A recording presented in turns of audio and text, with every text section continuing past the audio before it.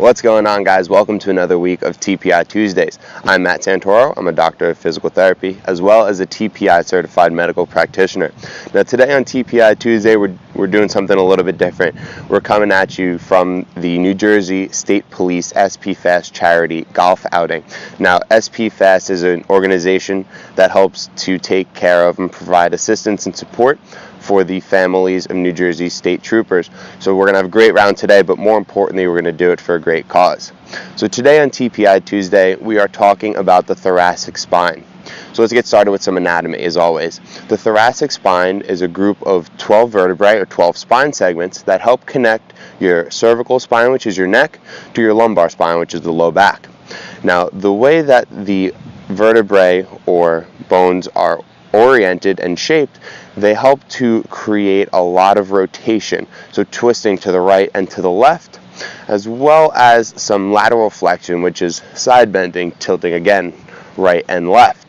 Now the thoracic spine is also able to create some flexion, which is bending forward, as well as some extension, which is bending backwards. Now in the TPI screen, we're going to see the thoracic spine working in 4 major tests. We're going to see it in the torso rotation test, where we're looking at whether or not the golfer or rotational athlete is able to move the upper body independently of the lower body. Additionally, we're going to see it over in the overhead deep squat test and the lat test, where we're looking for the golfer to maintain a straight and neutral spine. And lastly, in the seated trunk rotation test, where we're looking at how far the golfer can turn. Now, ideally, what we're looking for is a range between 45 and 70 degrees, and those are the values that we typically see on the PGA and the LPGA Tour.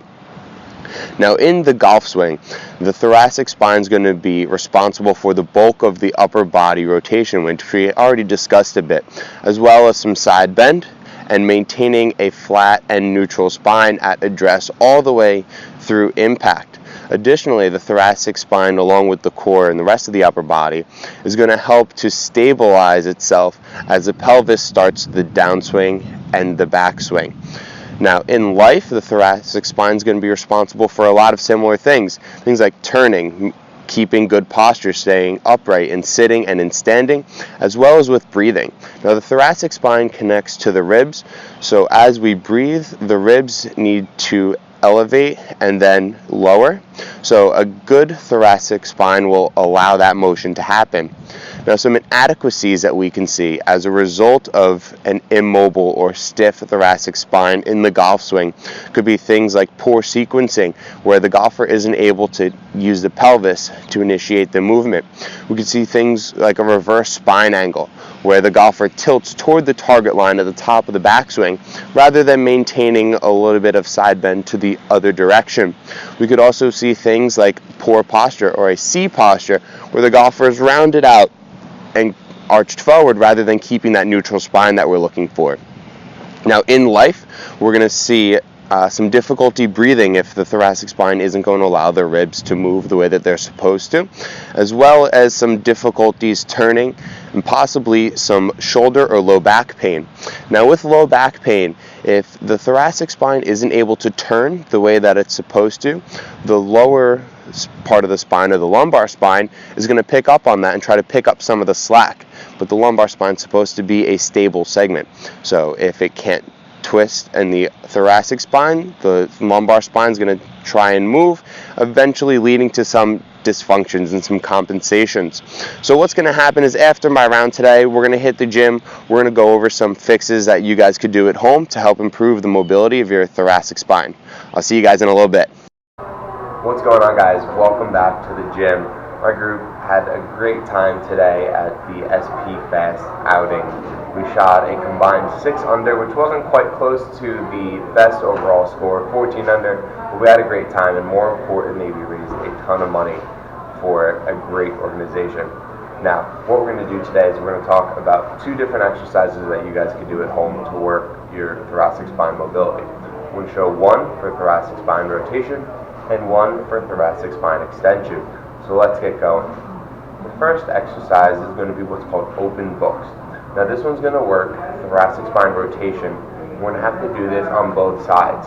What we're going to do is we're going to have you start in a lying position on one side, The knees are going to be bent up just the same way that we had for the bridges and the clamshells that we discussed last week.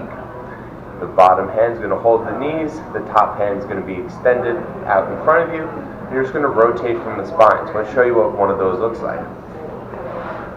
We get into a sideline position, bottom hand holds the knees, top hand is extended, and then you just rotate, bringing the thoracic spine all the way over, and then finally the hand, and come on back. Now when I did that, you notice that I was watching my hand the whole time. That helps bring the cervical spine mobility into it as well, which is a great thing to do. Just make sure that when you start this exercise, you're really starting with the chest and not moving the arm first. A lot of times what we see when people start this is that they're going to try to use the arm more than they should. Remember, this is a thoracic spine mobility exercise, not a shoulder mobility exercise. So what we would do is we'd repeat that 10 times for 3 sets, and then spin on over and then do the other side. Now the next exercise we're going to do is just working some thoracic spine extension. You can do this at home with an exercise ball or a physio ball or even a chair. So we're going to grab our ball and we're going to go into a child's pose and hold that stretch, really maintaining good spine extension or a nice neutral spine. So I'll show you guys what that looks like. Go into a kneeling position and sit your backside to your heels. Reach forward as far as you can and hold that stretch. And then come on back. Now, you're going to hold that stretch for about 30 seconds and repeat it 3 times. Well, one of the key points, though, is to make sure that you're keeping your spine nice and straight. You're not allowing yourself to cave forward or round it into about a C posture. So those are 2 exercises that you guys can do at home to really work on your thoracic spine mobility. If you guys have any questions, you can leave a comment down below or give us a call. Our phone number is 732-720-2566. I'll see you guys next week on TPI Tuesday.